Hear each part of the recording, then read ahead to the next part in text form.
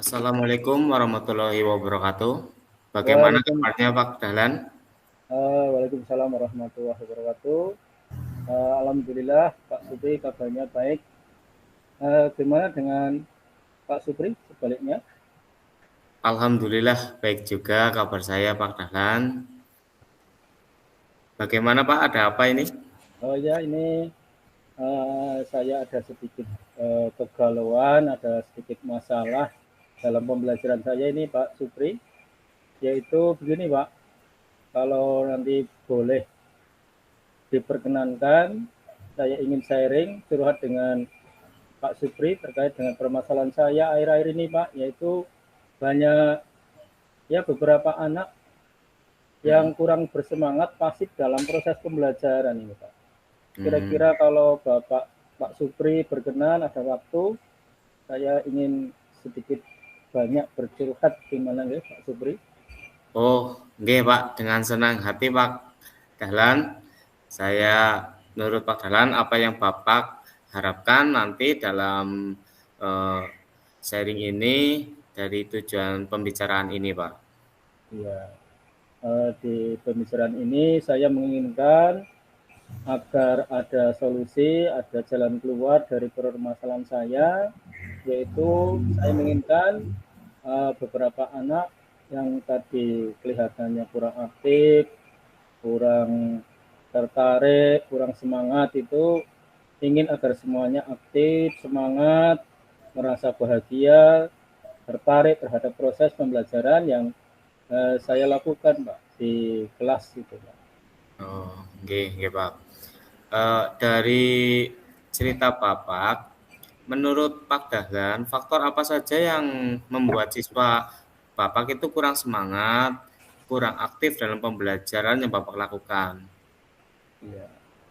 Uh, Begini Pak Supri, seingat dan sepengetahuan saya gitu ya, uh, hal-hal yang menyebabkan siswa saya kok kurang semangat, kurang aktif, kurang tertarik dan lain sebagainya. Saya ingat pengetahuan saya yang pertama itu pembelajaran yang saya lakukan sepertinya membosankan, Hmm, terlalu monoton. Saya mungkin terlalu mendominasi pembelajaran dengan menggunakan metode ceramah, Pak. Yang oh, nggih. kedua, saya kadang menyadari jarang menggunakan strategi pembelajaran berkelompok, Nggih, nggih. diskusi, Pak. Nah, ini membuat anak kurang berlatih untuk menyampaikan pendapat sehingga anak itu kelihatannya pasif satu arah, kurang bervariasi.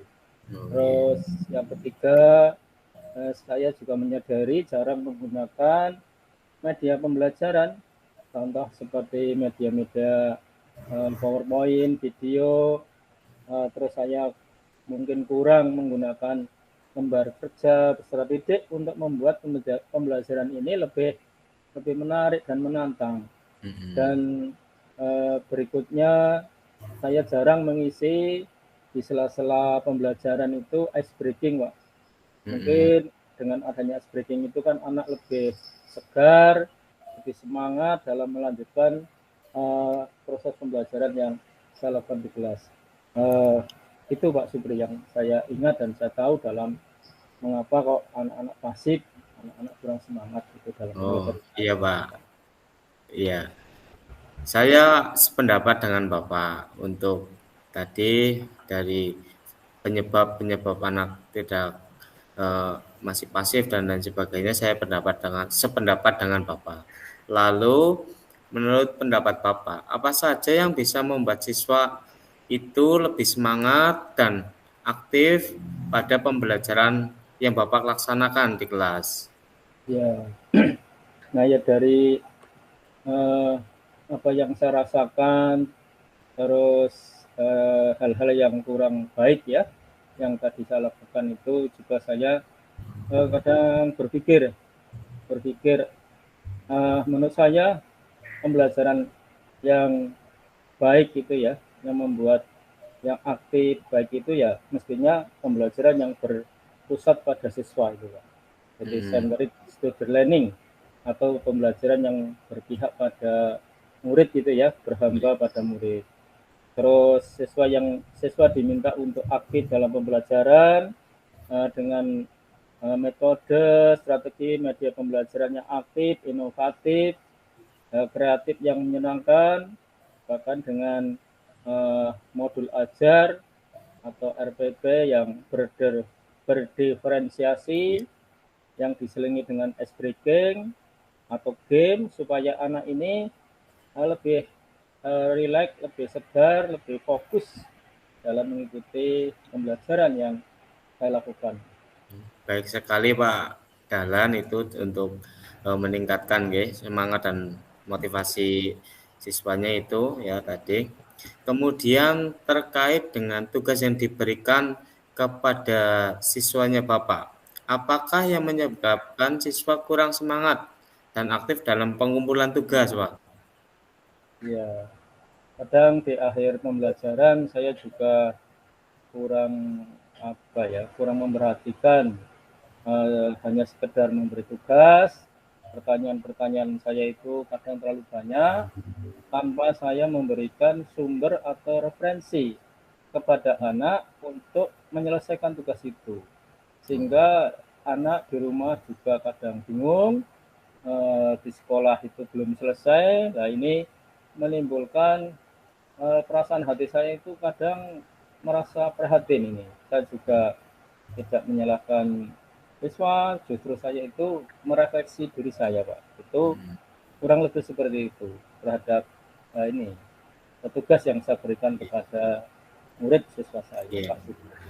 Oh iya, untuk sumber belajarnya biasanya Bapak menggunakan sumber belajar apa saja di kelas, Pak? Ya, saya biasanya menggunakan sumber belajar pertama buku paket ya Pak Supri, Hmm. yang sudah disediakan oleh Kemendikbud itu untuk baik untuk kurikulum merdeka atau yang kurikulum 13 itu buku paket, dan sekolah itu menyediakan buku pendamping atau pengayaan, itu biasanya saya itu Pak. Mungkin Oh, berarti dari buku teks dan pengayaan, ya Pak. ya itu saya biasanya menggunakan itu. Mungkin ada sumber lain selain buku teks dan pengayaan yang Bapak gunakan Ya, dalam proses pembelajaran, Pak? betul Pak. Jadi sumber lain itu menurut saya sebenarnya banyak Pak Supri.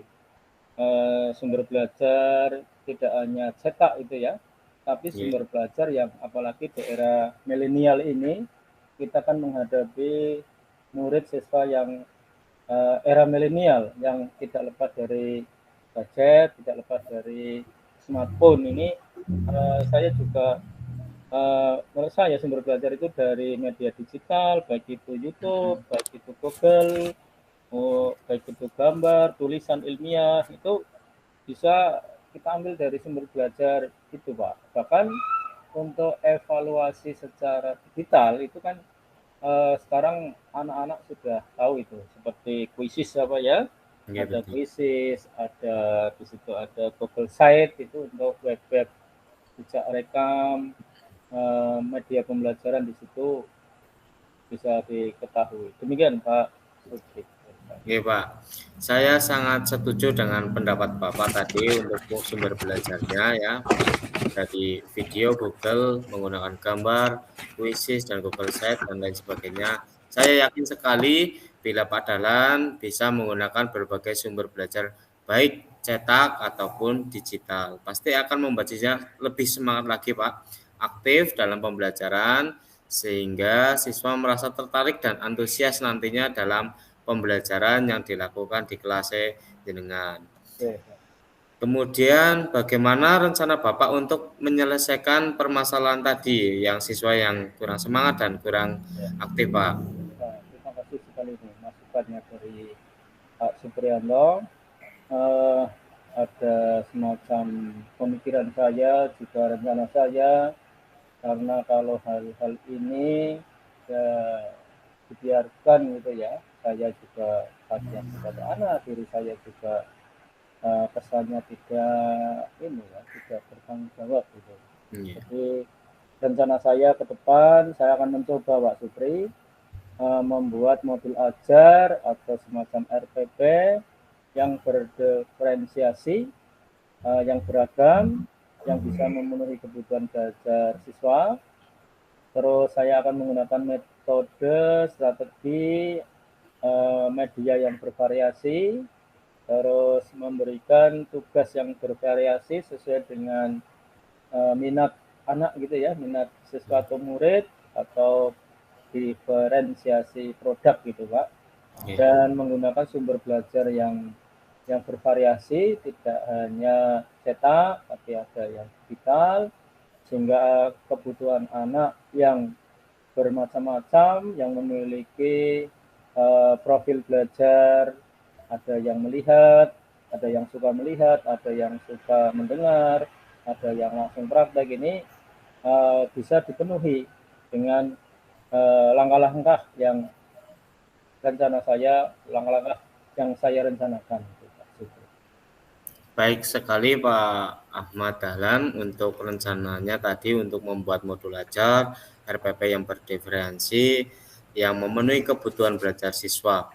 Kemudian juga dengan tadi menggunakan metode dan strategi yang bervariasi supaya anak tidak bosan dan lebih semangat lagi dalam pembelajaran.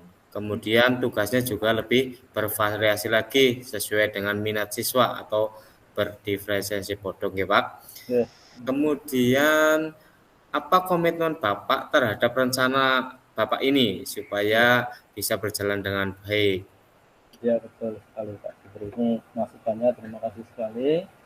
Eh, Apapun rencana yang paling baik, apapun rencana yang sudah terpikirkan, namun kalau hanya sekedar wacana itu tidak akan berdampak apapun Pak. Jadi insya Allah saya berkomitmen, saya akan memegang rencana saya untuk saya tindak lanjuti sesegera mungkin dengan melaksanakan atau mempersiapkan, merencanakan membuat modul ajar Pak, atau RPP yang berdiferensiasi tadi, yang bisa memenuhi kebutuhan belajar siswa sehingga siswa tidak jenuh, tidak bosan, baik itu mengenai kebutuhan belajar, minat, kesiapan, maupun profil gaya belajar, baik itu melihat, yang suka melihat, mendengar, atau langsung praktek itu Pak Supri. Yang kedua, saya mencoba dengan metode, strategi, dan media yang bervariasi Pak. Tidak hanya ceramah yang mendominasi siswa, tapi akan saya rubah dengan diskusi, dengan tanya jawab, mungkin dengan permainan, sehingga dalam proses pembelajaran dari pendahuluan sampai penutup itu anak benar-benar aktif, antusias, semangat, dan mereka merasa senang dan bahagia. Dan yang ketiga, pastinya saya menggunakan media pembelajaran yang inovatif, yang kreatif, menyenangkan, tidak hanya yang cetak tadi buku, tapi saya mencoba untuk mau variasi dengan PowerPoint, video, bahkan ada video interaktif, ada model-model pembelajaran yang digital, aplikasi-aplikasi pembelajaran yang membuat anak itu merasa tertantang, tertarik, dan antusias. Dan tidak lupa saya memberikan sumber belajar yang variatif, baik cetak digital, tanpa ada paksaan, tanpa ada paksaan dari saya serahkan kepada anak untuk memilih sumber belajar yang terbaik itu Pak Sutri. Yeah. Bagus sekali Pak dari komitmen Bapak untuk merubah dari tadi yang semangatnya anak-anak berkurang, dari komitmen Bapak yang sudah menyiapkan modul yang berdiferensiasi, kemudian yang memenuhi kebutuhan belajar siswa, baik kesiapan, minat, dan profil belajarnya. Kemudian Bapak berkomitmen juga menggunakan metode dan strategi pembelajaran yang bervariasi untuk baik ceramah, diskusi, dan tanya jawab. Kemudian juga menggunakan pembelajaran inovatif, baik dengan manual ataupun digital, misalkan dengan PPT, video, dan lain sebagainya. Saya sangat mendukung tindak lanjut dari Bapak. mudah-mudahan semua apa yang direncanakan yang sudah jadi komitmen Pak Dahlan untuk meningkatkan semangat anak-anak agar lebih aktif dan komunikatif lagi berjalan dengan lancar dan sesuai harapan yang Pak Dahlan inginkan. Begitu, Pak. Ya. Terima kasih sekali nih kepada Pak Supriyanto yang sudah meluangkan waktunya yang terbatas ini. Saya bisa sharing, saya bisa curah pendapat dengan Pak Supri. Mudah-mudahan kita menjadi guru yang diidolakan, yang didambakan, yang Amin. dirindukan oleh siswa, nggih Pak? Amin, Pak. Ya, amin. Baik, Pak, Nah, terima untuk kasih Pak. acara kita untuk sharing telah selesai. Saya akhiri ya, Pak. Yeah. Assalamualaikum warahmatullahi wabarakatuh. Waalaikumsalam warahmatullahi wabarakatuh.